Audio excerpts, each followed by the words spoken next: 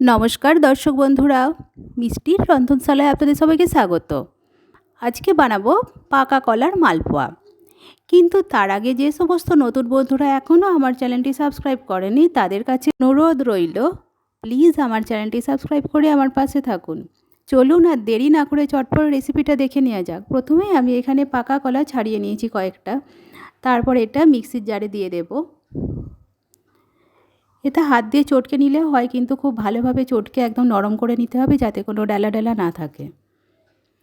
এর সাথে দিয়ে দেব 1 কাপের একটু কম চিনি। যেহেতু পাকা কলা খুব মিষ্টি তাই আমি চিনিটা অল্প পরিমাণেই দিয়েছি। পেস্ট হয়ে গেছে পাকা কলাটা, এবার একটা পাত্রে ঢেলে নেব। তারপর এতে দিয়ে দেব আমি 1.5 কাপ পরিমাণে ময়দা।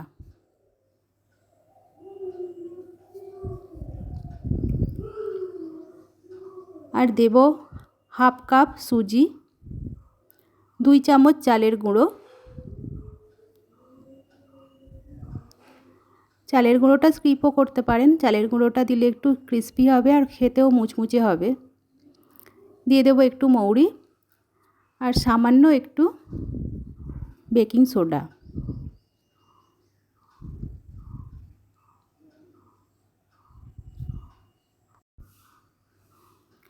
বেকিং সোডাটা দেওয়ার পর আমি এটাকে ভালোভাবে মিক্স করে নেব। আর আমি এখানে নর্মাল টেম্পারেচারে রাখা একটু দুধ নিয়েছি। দুধটা পরিমাণ মতন দেব, একবারে সবটা দিয়ে দেব না, অল্প অল্প করে দিয়ে দেবো। দিয়ে একটা ব্যাটার তৈরি করে নেব। এখানে আমার মোট 1.5 কাপ দুধ লেগেছে। আমি এইভাবে একটু একটু করে দিয়ে এটাকে তৈরি করে নেব আগে।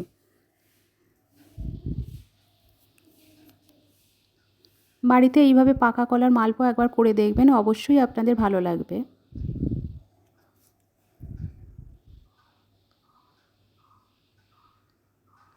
আর একটু দুধের প্রয়োজন, তাই আমি আর একটু দুধ দিয়ে দিলাম এখানে। এভাবে খুব ভালোভাবে ফেটিয়ে নেব এটাকে।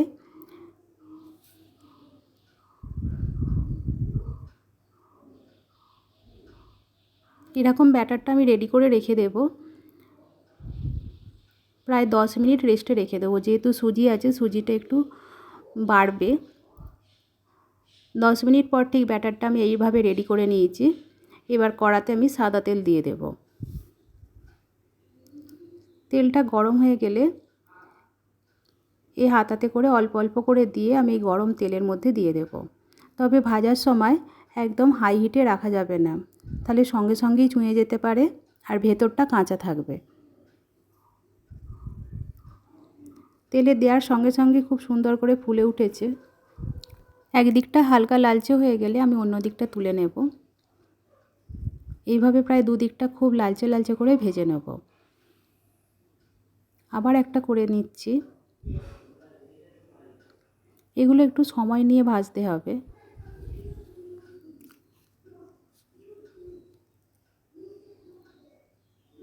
এভাবে একটু খুন্তির সাহায্যে ওপরটা তুলে দিলে বেশ ফুলে উঠবে।